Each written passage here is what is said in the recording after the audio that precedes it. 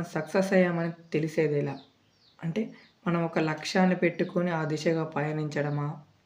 లేకుంటే మన లైఫ్‌లో డబ్బులు సంపాదించడమే లక్ష్యమా? లేకుంటే ఏదైనా బిజినెస్ పరంగా కావచ్చు, లేకుంటే మనం ఏదన్నా హాబీ పరంగా కావచ్చు. నేను గీ ఆట ఆడాలనుకుంటున్నా, లేకపోతే గీ బిజినెస్ చేయాలనుకుంటున్నా, ఈ షాప్ పెట్టాలనుకుంటున్నా.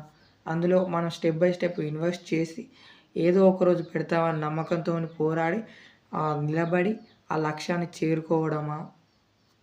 అసలు సక్సెస్ అంటే ఏంటి? డబ్బులు సంపాదించడమా? నాలో నాకు 100 ఆలోచనలున్నాయి. మీకు ఉండే ఉండొచ్చు. కానీ మీకు ఎగ్జాంపుల్ ఒక చిన్న స్టోరీ చెప్తా వినండి. దాని తర్వాత మీకు గూడా సక్సెస్ అయ్యామా? అయితామా? ఎలా ఉంటాం అనేది గూడా మీకు క్లారిటీ అనేది వస్తది. మనం ఇప్పుడు ఒక గోల్ పెట్టుకొని అంటే సపోజ్ ఒక బిజినెస్ పెడదామని ప్రయత్నిస్తూ దానికోసం అంటే సపోజ్ ఏదైనా బట్టల షాప్ అనుకుందాం. బట్టల షాప్ పెట్టాలంటే మనకేం కావాలి ఫస్టు? దానికోసం ఎక్స్‌పీరియన్స్ కావాలి. అలాగే షాప్ పెట్టడానికి అమౌంట్ కావాలి. అలాగనే ప్లేస్ కావాలి. ఒక మంచి సెంటర్ కావాలి. ఒక మంచి సిటీ కావాలి. ఇవన్నీ చూసుకొని అన్నీ ఒక ముహూర్తం చూసుకొని ఇవన్నీ ఓపెన్ చేశారు. చాలా డబ్బులు కావాలి. అలాగని ఓపిక కావాలి.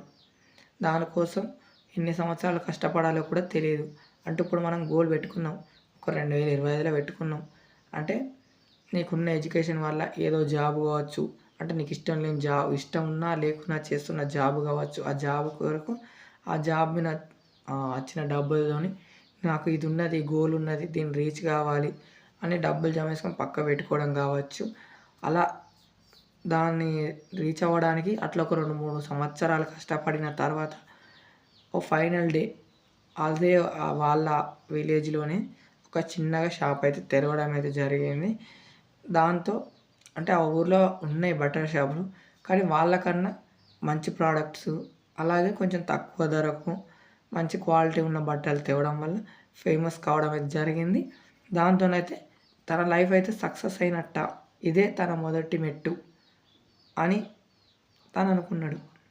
కానీ నేను ముందు నుంచి దీనికోసమే కష్టపడ్డా. నేను ఈ ఒక్కదాని కోసమే కష్టపడ్డా. ఒక 4 సంవత్సరాలు, 5 సంవత్సరాలు దీనికోసమే కష్టపడ్డా. నా కష్టం అంతా వృధా కాకుండా ఎక్స్‌పీరియన్స్ వచ్చింది. అలాగే నాకు ఎలా కష్టపడాలో, ఎదుటి వాళ్ళతో ఎలా నడుచుకోవాలో ఇలా తెలిసింది అని అన్నాడు. ఆ తర్వాత నాకు తెలిసిన వరకైతే సక్సెస్ అయినట్టా అని తనను తాను ప్రశ్నించుకున్నాడు.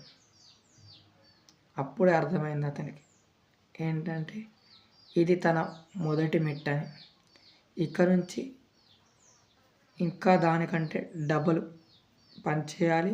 అలాగే ప్రయత్నించాలి. సక్సెస్ అంటే మనం ఆగిపోయేది కాదు. ఒక లక్ష్యాన్ని రీచ్ అయ్యే మాత్రమే దాన్ని సక్సెస్ అనరు. ఆ లక్ష్యాన్ని రీచ్ అయిన తర్వాత దాని నుంచి ఇంకా పై వరకు ఎదగడాన్నే సక్సెస్ అని అంటారు అని నాకు తెలిసినంత వరకు అయితే ఇది అనుకుంటున్నాను నేనైతే. మనం ప్రయత్నిస్తూనే ఉండాలి. 1 సంవత్సరానికి 2 సంవత్సరాలకు విజయం రాకపోవచ్చు. అలాగని మనం సక్సెస్ కాకపోవచ్చు. ఎదురు దెబ్బలు తగిలే అవకాశాలు ఉన్నాయి. తగిలించుకునే అవకాశాలు కూడా ఉన్నాయి. ఒక మంచి పని చేస్తున్నామంటే 10 మంది దాన్ని ఆపడానికి ప్రయత్నం చేసే వాళ్ళే ఎక్కువ మంది ఉంటారు.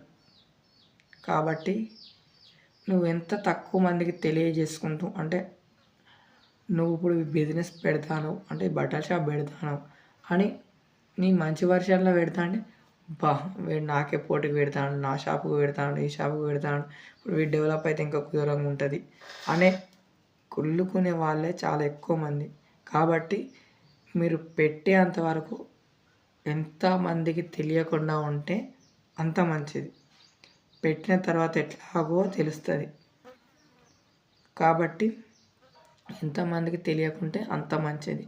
పెట్టిన తర్వాత ఆటోమేటిక్గా అందరికి తెలుస్తుంది. కాబట్టి ఆ తర్వాత మీరు పార్టీలు ఇచ్చుకోవచ్చు సక్సెస్ అయినాక. అలాగే అదే సక్సెస్ కాదు నాకు తెలిసినంతవరకు అయితే. అదే మొదటి మెట్టు. దాని తర్వాత లైఫ్ అంతా దానికోసం సాక్రిఫైస్ చేయగలిగిన వాళ్ళదే సక్సెస్ అయిన జీవితం అని నా ఉద్దేశం. మీ ఉద్దేశం ఏందో కామెంట్ రూపంలో తెలియజేయండి.